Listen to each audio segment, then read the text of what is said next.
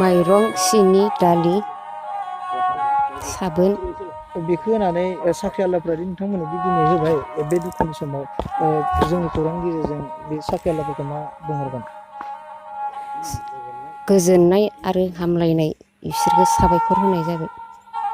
बे दुखुनि समाव माबायदि जेंनायाव सोलिना दं? साख्रि आवलाफोरा जोंनो माइरं दालि सिनि बायदिसिना थाव साबोन जेबो होदो बिनि थाखायनो जों रोजा रोजा बिसोरखौ साबायखर बावदो आरो बेफोरबायदिनो जोंनो गेजेर गेजेर होबोबायानो दङ। जों बे लकडाउनाव बेफोरबायदि मोननानै जोङो बिथांमोननि सहाय मोना जों थारमाने सोलिबाय दं आरो बेफोरबायदिनो खस्थ'नि गेजेरजोंब्लाबो थोजासे नङाब्लाबो जोङो मोनदों आरो मा खामानिफोर मावनो हायाखै नामा? जों बेफोरबायदिनो मालायनि न'खर न'खर खामानि मावोमोन नालाय दा जों बन्द' टाइमाव जों मावनायखौ दोनथ'दों आरो जों सोरनावबा जि सुयो न' लिरोमोन नालाय ओमफ्राय बिनि न' थांनाय जालायाखै नालाय ओमफ्राय बेफोरखौ जों दा दोनथ'नाय जादो ओमफ्राय बिथांमोननि होनायजोंनो जोङो सोलिबाय दं दा जानांगौनि थाखाय रेसन होनायखौ जों लांनो फैदो माइरं दालि सिनि सापात जोंनि थांना थानायाव जाग्रा मुवा जि नांगौ बेखौ होनायाव जोंबो लांनो फैदो। माइरं सिनि दालि होदो। गिबियावनो आसलते बे बर' खौरांनिफ्राय जोंनि सालबारि गामिनि जानानै आङो नेहाथारि जानानै नोंथांमोननो हामलायनाय जासिबाय आरो गोदान बैसागोनि जाहाथे इयुन दिनफोरा जाहाथे मोजाङै थांथों बेखौ मिजिंथिबाय। आसलते जों सालबारि गामिया जिमान साख्रि आला दं बेखौ जोङो बुथुमनानै जोङो जि हायो बेखौनो जों दुखिया बे गामिनिफोरनोल' जों होनायनि मोनसे थांखि लादोंमोन आरो बेखौ जों दिनै मावफुंबाय। मानो होननानै बुङोब्ला जों गासैबो साख्रियाला जुदि खौसे जानानै जे होनो हानाया बे जोंनि थाखाय एसे गोग्गाथाव आरो नङाब्ला जों साफा सानै होनायाव किसुमान दुखियाफ्रा थालांनायखौ जों नुनो मोनदों। बेनिखायनो जों बे बेबस्थाखौ जों लानाय जादोंमोन आरो आथिखालाव कर'ना भाइरासनि सायाव रायजोफोरनिसिम माबा मोनसे सांग्रांथि फोरमायहरगोन नामा? आथिखालाव जों बे कभिड-19नि बेनि सांग्रांथिखौ आसलते जों बयबो लानाया गाहाम।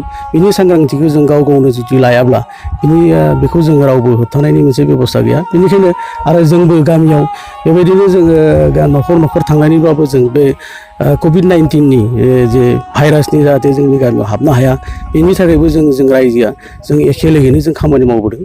जों माबोरैहाय जोंनि गामिनि हावरिया न'खर दुखुथिया न'खर जायफोर माने खामला थामला मावनानै जाग्रा बिसोर बाहेरायाव खामानि मावनानै रां माइरं ओरै आरजिनानै जिहेथु निजेखौ सामलायनो हायाखै गतिके जों बिथांमोनखौ सहाय खालामनाय जुनै जों साख्रि आलाफोरनिफ्राय खायसे रां कालेक्सन खालामनानै हादों। माने गोरिबथ' रावबो गोरिब गैया थेवबाबो दा लकडाउननि थाखाय खायसेफोरा खामानि मावनो मोनाखै खामानि मावनो हायाखै बा बिसोरो थांनानै बाजार सगाफोराबो बन्द' जाना दं नांगौ बायदिखौ बायना लानो हायाखै खामला मावना जानानै हायाखै बिसोरनो जोङो एसे सहाय खालामनानै बिसोरनि माबायाव सुफुंनो नागिरदों आरो बेनि थाखाय आं बिदि खालामनो हानायाव गोजोननाय मोन्दों आरो रायजो राजानिफ्राय जों सहाय मोननानै जों बेखिनि सहाय खालामनो हानायखाय आं बिराद गोजोनदों। दा जोंनि बे सालबारि समाजा जोंनि सालबारि समाजनि बेन्दोङाव थानाय साख्रियाल गेदेर उन्दै गासैबो लोगो नांनानै बे जिथु कभिड-19 बे कर'ना भाइरासनि जे दिनाव जाय कर'नाया 2019 मायथाइयावनो बेयो चाइनानिफ्राय जागायदोंमोन होननानै बुंदों जायखौ जोङो हुआ बेखौ नाम दोननाय जादों कभिड-19। कभिड-19 माने कर'ना भाइरास डिजिज जायनि कारनाव बेखौ बिथांमोना माने नाम दोननानै दिनै बे फैयै फैयै 2020 मायथाइयालागि गासै बुहुमावनो गोसारलाबाय दिनै भारतआवबो फैबाय जायनि थाखाय जोंनि भारत सरकारा दिनै बे कभिड-19नि बे बेमारनि थाखाय बारग'नो थाखाय लकडाउन होदों। दुखु मोनो गोरिबफ्रा बेयो राहा गोथे जादों लकडाउननि समाव बेयो राहा गोथे जादों जेबो राहा मोनाखै बेनि थाखायनो बिथांमोनखौ राहा गोथे जानायलाय इसेमाना अनसुंथाइ होनानै बिसोरनो जोङो जोंनि मानबताखौ दिन्थिदों बेखौ जों बुंनो हायो आरो बिथांमोना बे बन्द'नि समाव बोरै सोलिदों?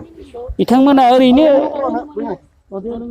जिबायदि मोनजानांगौमोन बेबायदि मोनजायाखै जिबायदि जानो गोसो दंमोन बेबायदि जानो हायाखै मानो होनोब्लाथाय लकडाउननि समाव रेस्ट्रिकसन दं बे रेस्ट्रिकसनखौ बयबो मानिलायदो जोंनि गामिया मानिदो बेनि थाखायनो आं जोंनि गामिनिखौ साबायखर बावो बे साबायखर बावनानैनो जोङो बेबायदि डिसिसनखौ लानानै बेबायदि हाबाफारिखौ मावनाय जादों।